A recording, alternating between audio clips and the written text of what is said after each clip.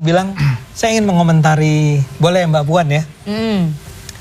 Kalau dalam pandangan saya nih Pak Emrus, Mbak Puan itu mengarahkan ucapannya bahwa jangan menyerang itu saya rasa ke dalam, ke PDIP, ke Pak Dodi, ya. Jadi maksud saya begini. Itu introspeksi ke dalam partai. Saya rasa begitu. Dia ingin mendamaikan suasana. Menurut Ade Armando. Menurut saya. Biar clear. Yang tadi kata Pak Emrus, kata Mas Guntur. Menurut saya, karena begini. Memang agak mengherankan bahwa Bung Dodi itu mengangkat soal ada utusan. Dedi ini menyebut ada utusan mendatangi mereka pada 14 Desember. Yang ada persis Anda bilang. Ini kan udah 3 bulan yang lalu ya. Kenapa disebut sekarang? Nah, itu pasti karena ada tujuan tertentu. Ada motifnya? Ada motifnya. Apa motifnya? Nah, kita lihat dulu. Sebetulnya memang sekitar bulan Januari, Tempo tuh sudah mengangkat ini. Ya, saya ingat sekali dan saya ada rekamannya. Tahu itu kan bocor alus. Ya. Di bocor alus ini disebut bahwa Bung Hasto, jadi bukan PDIP. Kalau menurut Dedi, menurut Bung Dedi kan datangnya ke PDIP. Kalau dalam versinya Tempo datangnya ke Mas Hasto. Dan yang mengirim emang bukan Jokowi. Ya.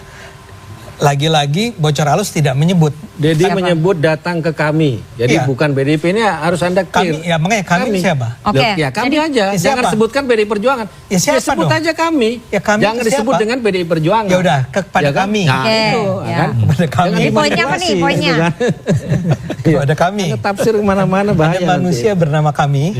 Itu didatangi oleh tim itu. Nah, kalau menurut Tempo, Bang, saya tambahkan si kami itu pada saat yang pada saat ngomong itu sedang konferensi pers PDIP, Bang. Si kami itu. Iya. Oke. Baju-baju merah itu ya. Iya. Si kami itu. Rame-rame. Oh iya. Lu kayak gosip mama. Ya, jadi kok mama disalahkan? Oh, sorry. Oke, lanjut. Silakan, ini durasi nih. Iya, durasi, sorry. Jadi ketika itu mereka menyebut kalau nggak salah seperti pakai coklat gitu loh. Apa parcok atau apa gitu ya. Sehingga kan kesimpulan kita kalau sesuatu yang coklat tuh datangnya dari polisi. Oke. Tapi anyway, yang saya mau bilang adalah bahwa memang ada kalau pakai versinya Tempo, lagi-lagi ini versi Tempo ya, kayaknya Tempo ini dapatnya dari Mas Hasto sendiri. Ya. Jadi baik yang disebut oleh si kami maupun oleh si Tempo adalah dari Mas Hasto. Itu disebutnya pada bulan Januari. Ya. Sekarang ada pertanyaan besar, mengapa pada bulan Maret diungkapkan kembali? Memang si kami itu tidak menyebut siapa yang datang. Tapi tanpa bisa dihindari, media itu even tadi CNN kan menyebut kata Jokowi mengirimkan utusan kan? Karena memang sudah terbangun nih. Di narasi itu di mata masyarakat, saya baca di Kompas juga menyebut Jokowi. Nah, saya mau bilang bahwa gini, Mbak Puan itu sedang mengatakan, udahlah kita jangan saling serang, kita jalani aja pengadilan ini secara sebaik-baiknya. Nah, apakah itu mencerminkan bahwa nanti dulu, saya mau bilang di dalam kan tadi ada pertanyaan Anda sendiri nanya, apakah itu berarti di PDIP ada perpecahan? Saya duga keras ada kelompok yang ingin agar semua berjalan dengan tertib, dengan baik ya, dan itu adalah orang-orang yang berada di bawah pengaruhnya Mbak Puan. Tapi barangkali ada kubu lain yang bawaannya si kami ini nih adalah konfrontatif. Mungkin Mas Guntur ada di sana, mungkin ya, kita nggak tahu. Sebetulnya akan sangat terbantu seandainya Deddy Sitorus itu berani menyebut siapa yang datang. Kalau itu dia sebut namanya, itu akan membantu sekali masalah ini. Tapi kan masalahnya dia sendiri entah takut, entah terkesan sebetulnya bohong ya. Jadi dia sebetulnya nggak tahu persis siapa yang datang. Jadi di internalnya mungkin nggak ada yang ngomong langsung ke saya ya. Ini kan saya bicara tentang bagaimana orang melihat PDIP ya. Pada saat yang sama, lihat saja hanya dalam selisih beberapa hari, mula-mula Deddy Sitorus bicara dengan sangat menyerang, ya, sampai Pak Jokowi keluar pernyataan yang dia bilang udah terus kemudian Mbak Puan keluar. Tapi kemudian keluarlah pernyataan dari Mbak Puan.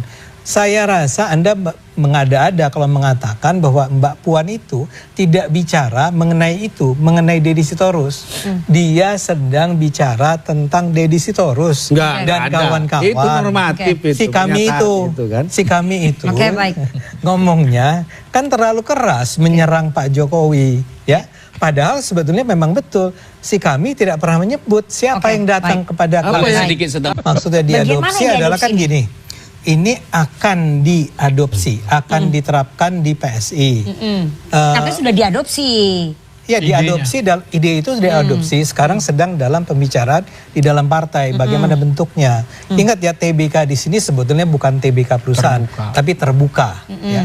Jadi kita harus sadar nih, ini penonton juga harus sadar bahwa di Indonesia ini cara pemilihan ketuanya ini beragam. Paling tidak ada 2 bentuk. Yang pertama adalah yang PDIP, ya, yang paling ekstrim. PDIP itu yang menentukan siapa yang jadi ketua PDIP adalah Bu Megawati. Ya. Dia punya hak prerogatif.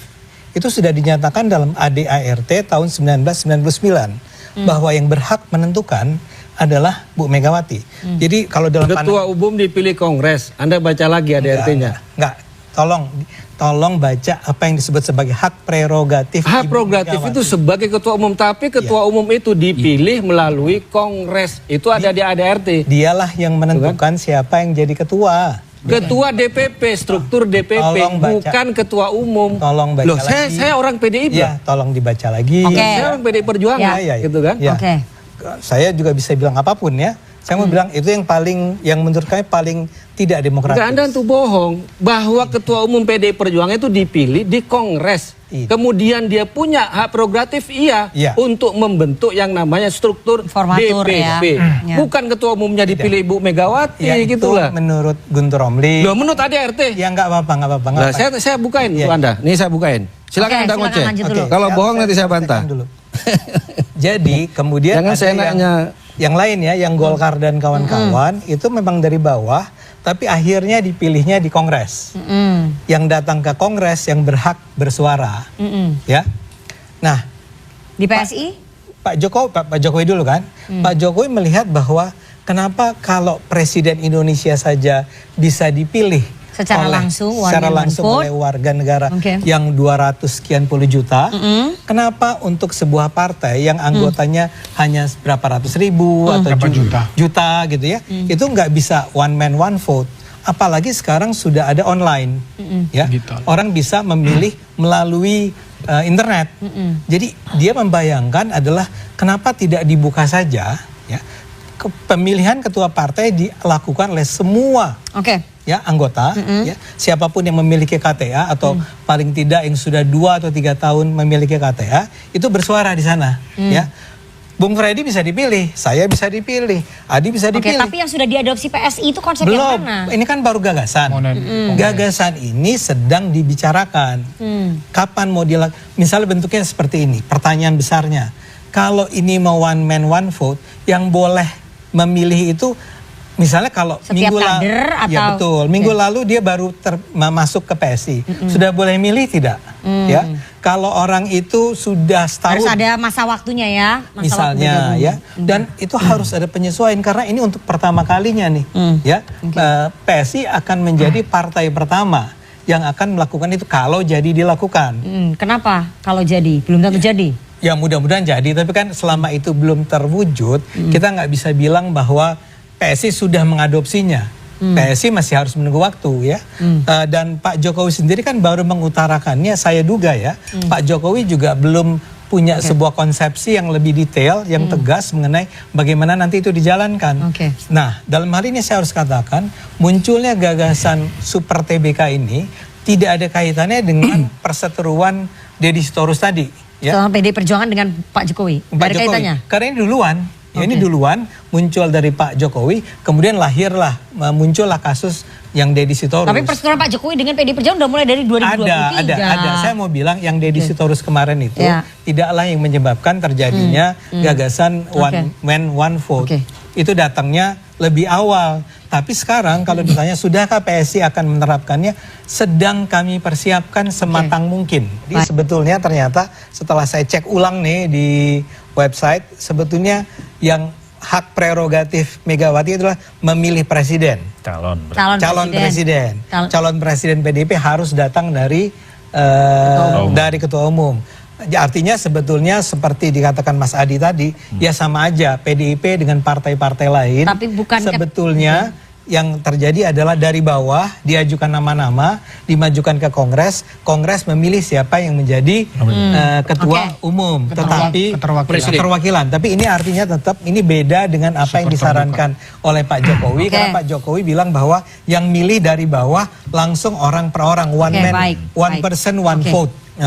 Enggak juga sih ya, kan kalau data-data menunjukkan. Itu kan sudut pandang mahasiswa. Iya.